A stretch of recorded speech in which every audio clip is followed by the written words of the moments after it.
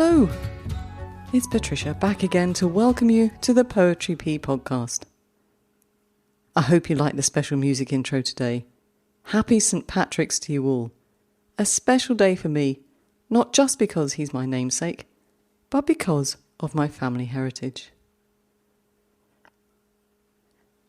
Now, before we begin today, I feel I owe you a little bit of an apology.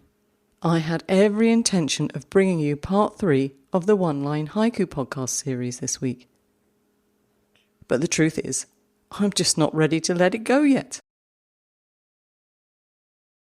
At the end of part 2, I asked quite a few questions, and since then my head has been absolutely full of words and ideas, positively spinning. I've realised I need to spend a bit more time sitting with these thoughts and properly getting to grips with what I was trying to explore. At the moment, my brain simply isn't ready to tidy it all up and send it out into the world. I'm really hoping that by next week I'll have untangled enough of those thoughts to bring you that part 3 of the one-line haiku extravaganza. In the meantime, I thought I'd share something rather lovely with you. Over on our sister podcast, Poetry Pea Readings, I had the pleasure of chatting with Kala Ramesh. It was such a long and interesting chat that it played out over 2 episodes. Remember, I mentioned that conversation during the one-line haiku podcast. And I thought, if I'm not quite ready with part 3, well, who better to hear from than Kala Ramesh? She's something of a master of the one-line haiku too. So today, I'm bringing you part 1 of that conversation. I hope you enjoy revisiting it, or indeed discovering it, for the very first time.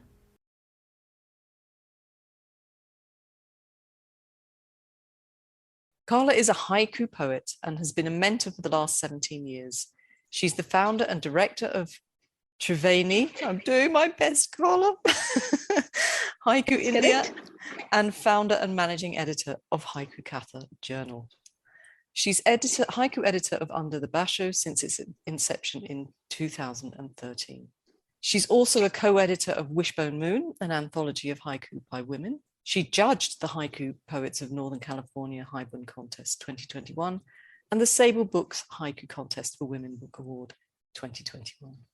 She's a speaker at international haiku conferences. I think we've all heard her. She was longlisted for the W.E. Kamala Das Poetry Award in 2020 and received the W.E. Trailblazer Poet Teacher Award also in 2020 from Women Empowered India. Her book of haiku and haibun, Beyond the Horizon Beyond, was shortlisted for the Tagore Literary Prize in 2019. And her third book, The Forest I Know, was published by HarperCollins, launched at the prestigious Jaipur Literature Festival in March 2022. Kala, long-winded I know, but I had so much to say about you. Welcome to Pea Towers and Poetry Pea Readings. I must say that I'm honored, truly honored to be here and to be invited to Poetry Towers and Poetry Pea Readings. Patricia, I've been following your readings and your YouTube sessions and your magazine, and I think you're doing a brilliant job. And there is a warmth in the way you talk, and there is a genuinity in the way you smile and the way you conduct the whole session, which is, I think, beautiful. So I'm honored, deeply honored. Thank you so much. You know, well, I've already said to you, Kala, I'm so nervous about being with such an eminent haiku poet. No, I'm not. No. But you know what? I was so proud, Kala, when I learned about the publication of The Forest I Know. And I don't know, you tell me, am I reading too much into it? But I thought it was a major achievement to have an English language Japanese short form book published by a mainstream publisher. It was fantastic. Tell us a little bit about it. Well, thanks, Patricia, for bringing that book into a haiku session, because that is completely on Tanka. To be published by a mainstream publisher, HarperCollins, And added to that, to have the book launched at the prestigious Jaipur Literary Festival a few months back is huge for me. It's huge for all of us in India, I think. This reminds me of Neil Armstrong some 50 years back. When he took the first step on the moon, he uttered words that would be written into history books for generations to come. That's one small step for man, one giant leap for mankind. Maybe I can see the same thing. It's one small step for me, but it's a huge pat and a huge encouragement for the Haiku movement that is brewing in India. It's doing so well, and I think it's going to be a huge opening of doors for us. Tanka, as you would probably know, is a 1,300-year 5-line lyrical form of poetry from Japan and was originally called waka, which translates as short song. In comparison, haiku is just 400 years old. The title, The Forest I Know, was suggested by Michael McClintock, who has also written a beautiful afterword for this book. The forest, on any given day, is a place of sunlight, heavy rainfall, darkness with elusive shape-shifting shadows. A place for guarded secrets and hunger that's loud and naked. The more we enter these arboreal living spaces, the more it becomes a metaphor for the mystery of the human psyche. So, disillusionment, betrayal, disappointments, alienation, and non-being, along with the joys of discovering life through lived moments, is what my book, The Forest I Know, is all about. I've been getting excellent reviews about it from poets who have read it, and that's a good feeling to breathe into. I'm sure it is. And I tell you what we'll do, we'll put the details in the show notes for that as well. So if people want to catch up with it, that would be good. Now, I was reading a short essay that you wrote. I can't remember where, but it will be in the show notes too. It's called Silence as Seen in Indian Aesthetics. And you said, the difference in quality of a silence coming from a spent breath and one coming from a lung that is almost full is remarkably felt by the listener. One might wonder what the difference is. A silence coming from a spent breath is devoid of emotion because there is no vital life left in that breath. It's almost dead. Whereas silence, even if it's only for a half pause, when it comes from a full lung, it's pregnant with emotions. And you illustrated the point with this poem. An autumn note. An autumn note, my breath holds even the song's silences. I'd really love you to say a little bit more about the idea of the spent breath versus the almost full lung. I'd have loved to hear more in the essay, but I'm guessing that you were short of space, a limited amount of space. So if it's not too much to ask, could you just elaborate on that idea, please? This thought came to me from music, of course, because I learned for more years, I've learned music than I've done haiku. In music, especially in vocal music and flute, anything where you hold a breath and you bring out the note or the music or the tune or the raga, you need to know how to hold the breath.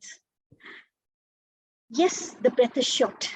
And we all know the importance of breath, right? From in India, the dancers understand breath. The philosophers understand breath through meditation.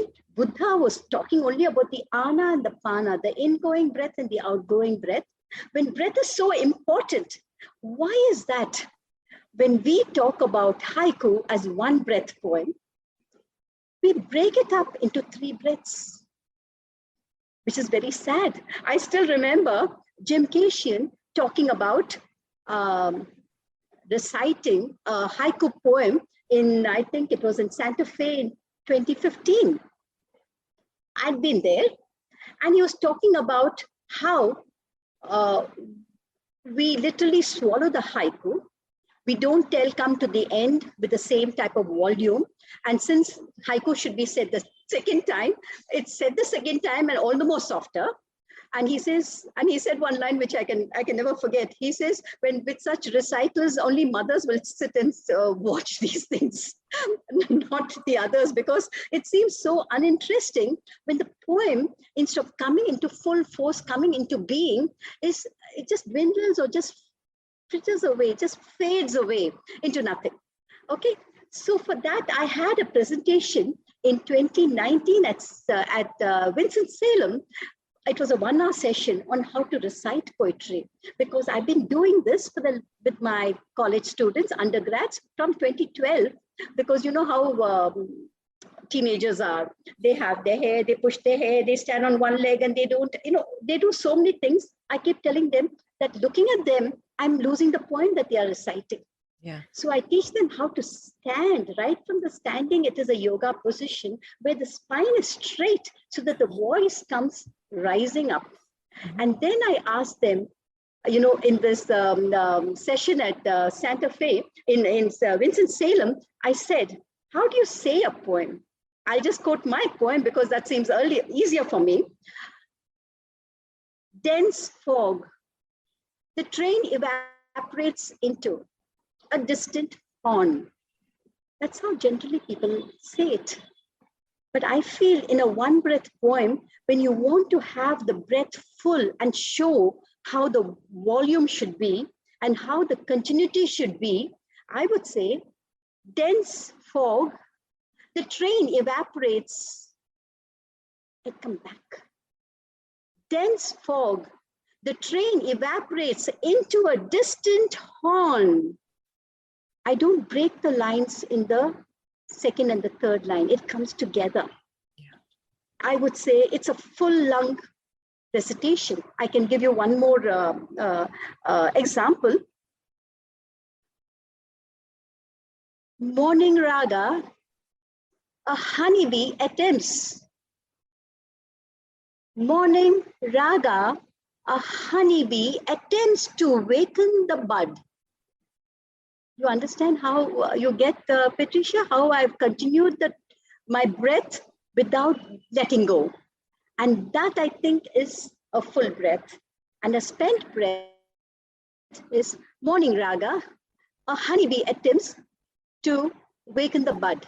I'm taking breaths in between. You might not be knowing it, but because I'm a musician, I know that the breath, when we take, gets an abrupt cut. When we don't take and if the lung is full, it is pregnant, it is there, it is holding the note, it is holding the words, it's holding the silences in its grasp or in its whatever. I would like to sing one small song, show the continuity of the notes. Of course, I do Hindustani classical, North Indian classical, but I'm a South Indian, and this particular song is sung in every marriages. So we've heard it from the time I was a kid. I've heard this song. Let me just sing it. And you see how the notes are elongated and cut short.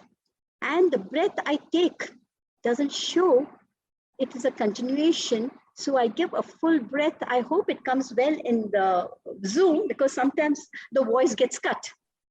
Pavana je stuti patra Pavana charita Pavana che stuti patra Pavana charita Ravi somavara netra Ramaniya gatra Ravi somavara netra Ramaniya gatra Sita kalyana Vaibhogami Rama kalyana Vaibhogami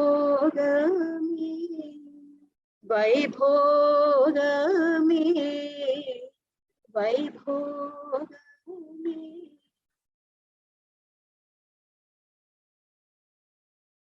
Thank you, Kala. And I have to say, you've now worried me about the way I read. And it's very interesting. When I do the podcast, I stand up. When I'm reading out poetry, I stand up and I say it with a singer's breath, if you know what I mean. Yes, that's the way to go about it. Yes. When you said the last line tends to go quite softly, I've got a horrible feeling I'm guilty of that. Morning raga, a honeybee attempts to waken the bud. I'm there clear till the end. I don't say morning raga, a honeybee attempts to waken the bud. I've literally just recorded a podcast. Kala, I'm not going to go back and redo that one, but I should be much more aware. No, don't do it. It slowly comes. It's taken me some years to get here.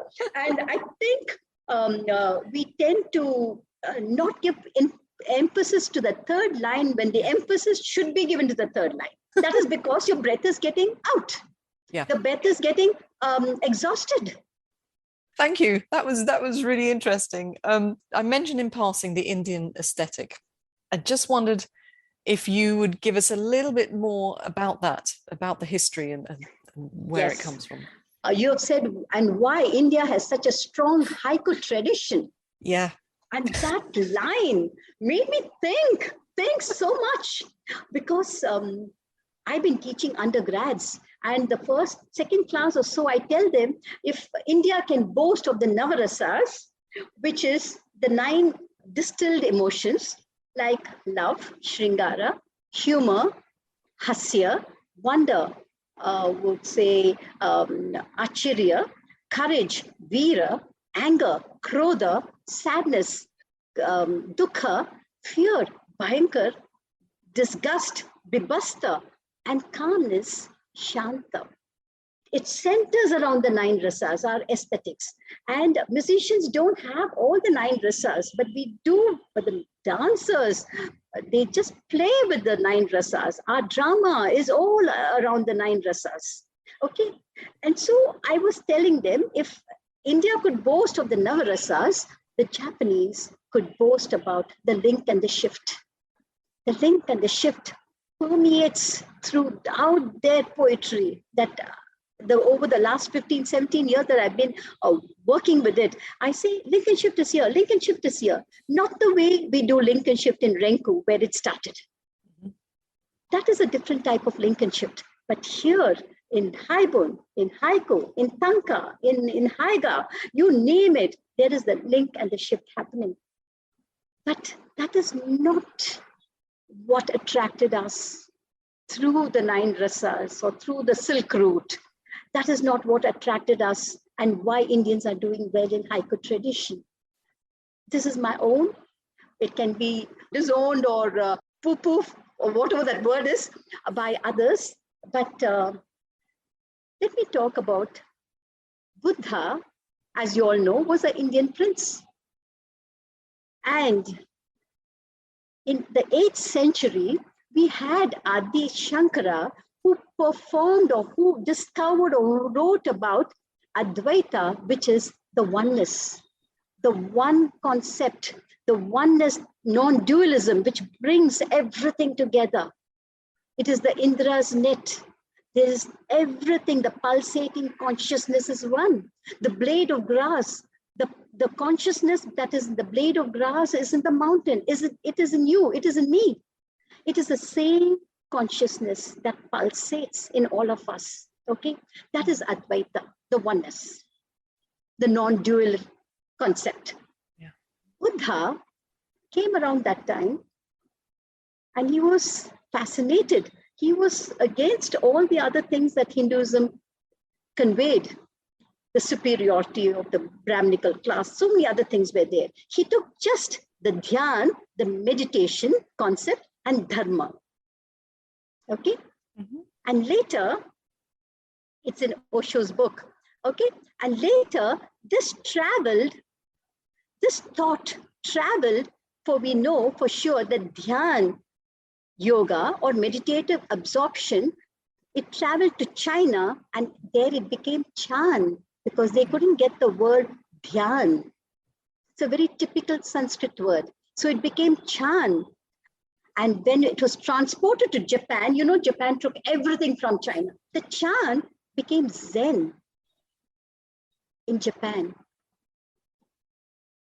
And so the Dhyana Yoga was taken by Bodhidharma from Kanchipuram, South India to China, from where it penetrated into Japan. Then you come back to Osho's book. Osho was a very good, controversial philosophical figure in Pune, where I live. And he was there also in America. Osho, in his book called Zen, I've read it nearly 5 or 6 times.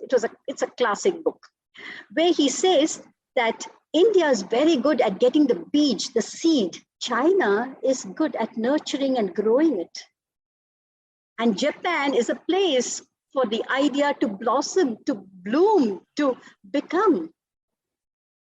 When Blyth went in 1950 to Japan and stayed for 2 years, and then he said that you have to know Zen to be able to write haiku. And now people just say, no, that's not right.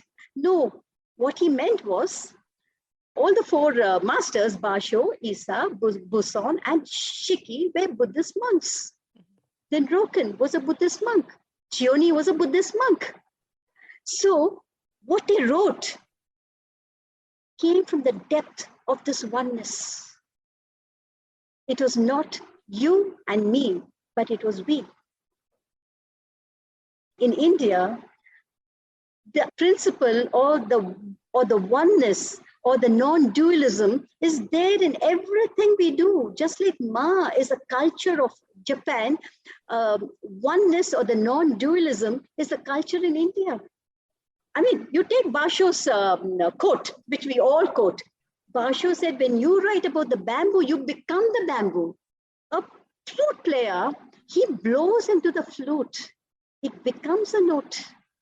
When it can be done by musicians and dancers and everybody, why can't a haiku poet do that? And that is, I think, that is a secret where Indians are just getting haiku like magic. They are just churning out poem after poem because they understand the concept of oneness, non-dualism, unlike the West, where I am one and God is another.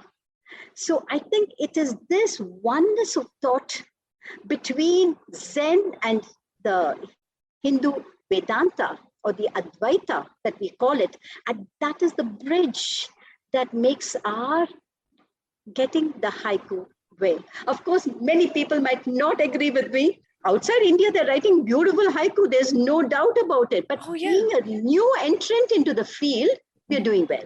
Mm-hmm. I have another poem, if you could read it to us. I dip my feet in a river, the river joins the sea. In one way, I desire to put a comma in the second line, in a river. But I read some of your writing about this poem, and I know why you didn't.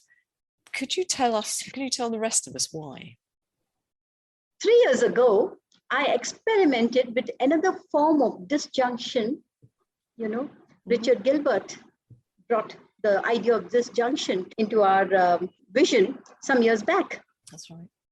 So I brought another form of disjunction, superposition.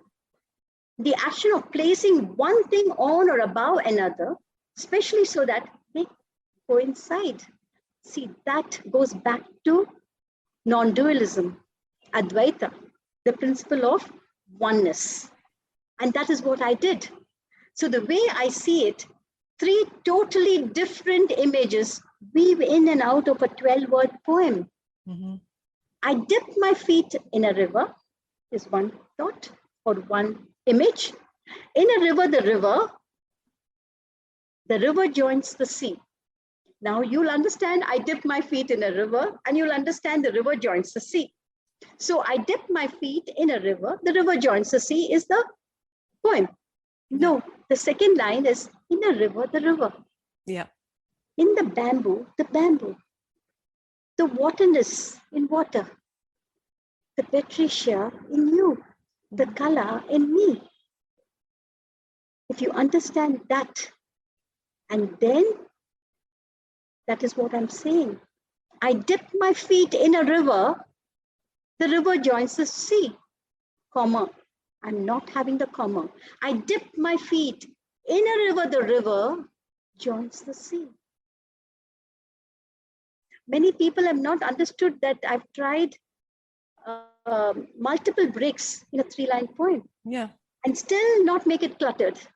While we're still on the river, going back to that essay that I spoke about, this the one about the silence, you wrote this, which I thought was absolutely brilliant.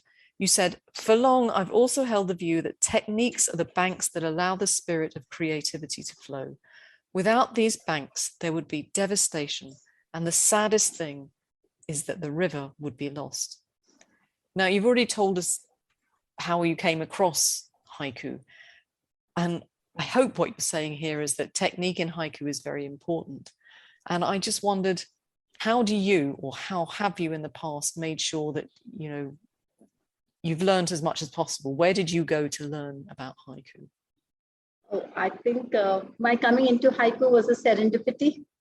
I wrote a poem about this river. It was called Tradition, from a music angle.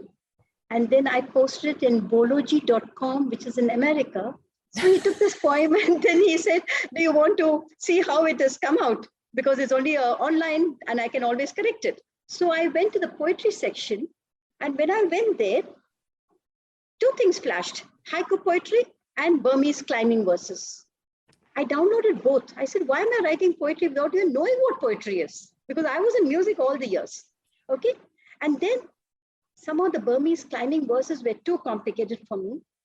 And haiku seemed simpler. Only now we know how complicated it is. Okay. And then, luckily for me, that person, Smita Chakravartulu, she's a Telugu. I tried to contact her just to say thank you to her. She didn't guide me into the 575, which she could have easily done. And I would have been in a different world altogether. Yeah. But after the whole 5 lessons, 1, 2, 3, 4, 5, and I just followed it, the last was send your poems to Simply Haiku. 2005, Simply Haiku was doing brilliantly well. Okay. And she said, send your poem to Simply Haiku. And she gave me the email ID. And I sent it to Robert Wilson. And he said, my friend, you've written everything about music. That is not haiku. Haiku is also about seasons and nature. And then in 15 days, I went to the Tanka section there, and Michael McClintock was the editor. And I sent him 30 Tanka without knowing ABC of Tanka. You know, I was already new even to haiku. He chose one. And he said, if you can give me 4 more like this, I'll make a set and I'll feature you. Wow. I wrote back and I said, 30 Tanka, the weakest poem you've chosen. Okay. And then you want me to write 4 more. I don't think it's possible. I really did my best, kept on trying. And it is through the editors, through their rejections, that I learned the craft. And again, I would say it's a wrong way to say I've learned haiku, because I think it is an ongoing process, isn't it? I'm still learning. And I always tell, art is bigger than the artist. Art is bigger than the artist. There is no mastering it. It's impossible to master music or painting or poetry. It's impossible. It is like the horizon, you know. Yeah. The closer we go, the farther it moves away. Now I like to tell a small Zen story. I always tell Zen stories. I have a lot of them in my memory, but this I'm just going to say. After 10 years of study, Tenno achieved the rank of a Zen teacher. One rainy day, he went to visit the famous master, Nanin. When he walked in, the master greeted him with a question. Did you leave your wooden clogs and umbrella on the porch? Yes, Tenno replied. Tell me, the master continued, did you place your umbrella on the left of your shoes or to the right? Tenno did not know the answer and realized that he had not yet attained full awareness. So he became Nanin's disciple and studied under him for 10 more years. So haiku, isn't haiku so similar? How can I ever say I've learned something in haiku? I'm still learning. Each day I'm learning. Now, kire is a very tricky thing in craft. Yes. Very tricky. And every time, so far, I'm not being critical, but when I go to a workshop, they just say kire, they just say cut, they say juxtapose, and they leave it. Mm. You're leaving the student hanging on a hook. Yeah. Okay. I've taught undergrads from 2012, 10 years. I think I've got the knack of teaching them what kire is. I take nearly 1 hour to teach them, and then I give them exercises. But how did I understand it? Through various means. Once I'd gone to London, my son stays there, and then my son just gave me the Oyster card and he said, Amma, go to Trafalgar Square. There is the square there and you can just see it. So I didn't expect a museum there, art museum there. When I went to Trafalgar Square, I saw all the statues and then all the people standing around, and it was all beautiful. And there was a few steps and there was a huge thing, Trafalgar Museum. So I just went over there. It was already 3:30. And when I went, a group of people were behind the curator, and she said, I just have 10 minutes. I have one very important painting to tell you all. She showed Caravaggio's painting. It's a beautiful painting. It's a round table. Mm-hmm. 4 people here, and this side is open, and a basket is jutting out. A cane basket is jutting out. And why was he commissioned? The curator saying, those times we didn't have the TV and the television and all these things. So when people are crossing, there should be something so attractive that they step into the church, and then we'll take care. So that basket is almost slipping out. It is jutting out. So you feel like walking in and pushing it in. And she called it lateral space. I said, hey, this is what we do in haiku. We do the semicircle in haiku. We leave a little bit for the reader to enter. So the concept is not new. The concept is something where you correlate and make it stronger. And then I went to the Film Institute. I wanted to do their 1-month intensive course on film appreciation. I want to know how film producers throughout the world use the cut. Because I'm a haiku poet, and cut is very important for us. And I need to know how masters do editing and cutting. It is a technique. And many professors, when they came, they spoke about haiku. They said the Americans and the Russians and the French learned the technique of cutting and juxtaposing and montage only from haiku. So these are all, I think, are the ones which help me to understand what kire is about. Kire is not just 2 images juxtaposed. How can a fresher know what to do with it? I hope it's a long answer, but I hope I'm on the right track. Well, you've been listening to part 1 of my conversation with Kala Ramesh from Poetry Pea Readings. I hope you enjoyed it as much as I did. And I wonder if you'll notice a change in my reading of poetry in future podcasts. If you'd like to hear the second part of the conversation, which was fascinating, I have to say, you'll find a link in the show notes. Thank you for bearing with me while I continue to wrestle with the questions I raised at the end of part 2 of the one-line haiku series. I may not have answered everything that's running around in my head, but I promise I'll have given it a very good try. With a bit of luck and a fair wind, and to be honest, not catching one of the bugs doing the rounds over here, I'll be back next week with part 3 of the one-line haiku extravaganza. But either way, I promise you poetry, that's for sure. Until then, thank you so much for listening, and of course, Keep writing. And there will be links in the show notes. Ciao.